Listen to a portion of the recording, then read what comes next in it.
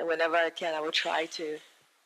And well, I think today I will want to discuss diagnostic-related groups and how do we do it in Singapore rather than in Asia.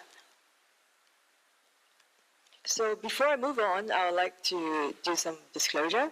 I have no financial disclosure. I am an employee of the Singapore National Eye Centre and the Singapore National Eye Bank. And we are a public institution, National Specialty Centre, and we are wholly owned by the government. And after hearing Diego and Marian on the problems that your country face, I really love Singapore because there's only one eye bank and our problem is lesser.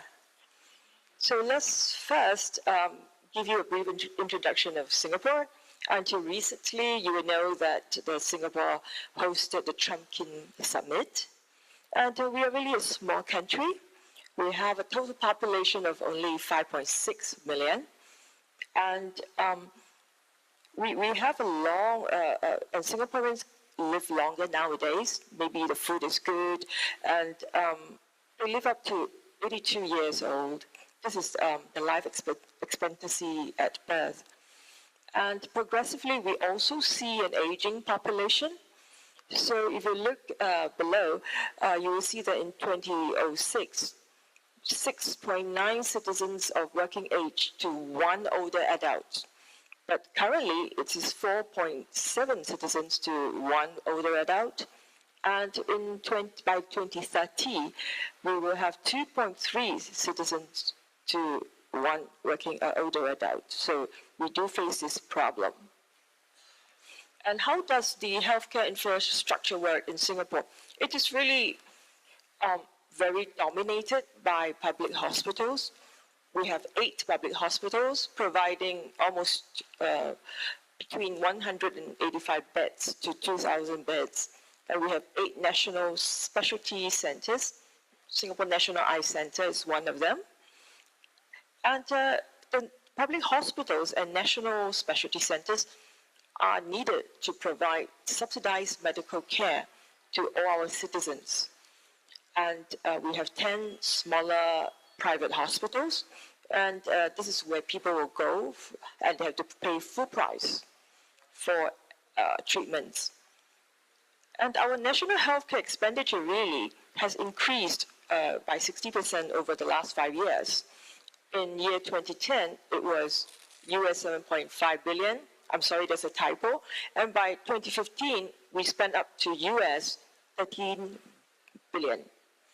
So but however, national healthcare expenditure only constitute 4.6% of our GDP. And it is very much lower than most developed countries. And with the healthcare expenditure growing exponentially, and with the aging population, the government continues to need to add to the healthcare facilities across the island. We need to build more acute hospitals. We need community hospitals and nursing homes, and we need public polyclinics. However, our government is committed to making healthcare affordable to all Singapore citizens. So I'll just like to talk about case mix in Singapore, or DRG as you know it here. It is actually introduced in 1919 in Singapore, and many hospitals work based on case mix based funding. By that we mean that public hospitals and national specialty centers we receive annual government subvention for providing medical care to subsidized patients. By subsidized patients, it means that we have different categories of subsidized patients.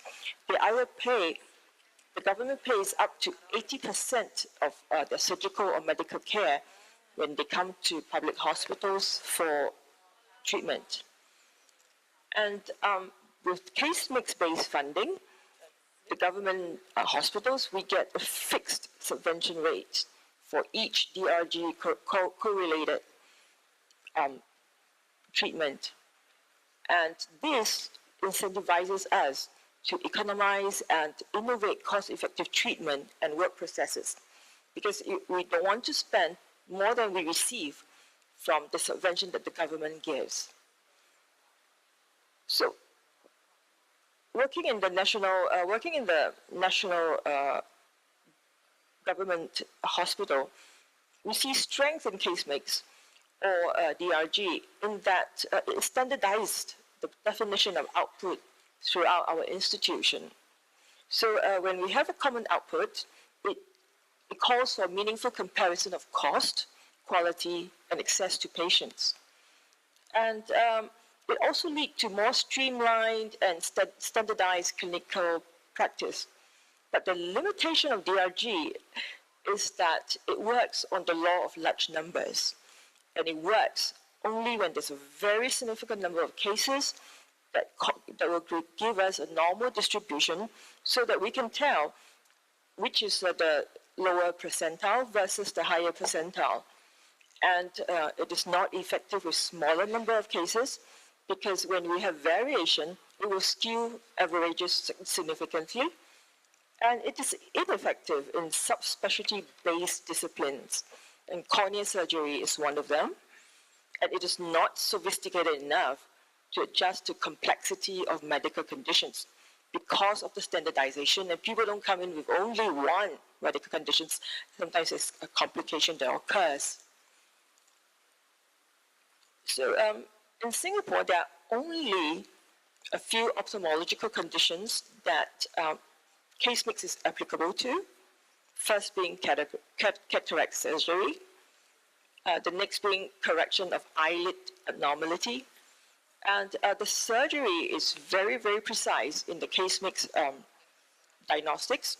It has to be surgery to repair drooping, inverted or averted eyelids. Glaucoma surgery, it has to be single eye, day surgery, just LASIK.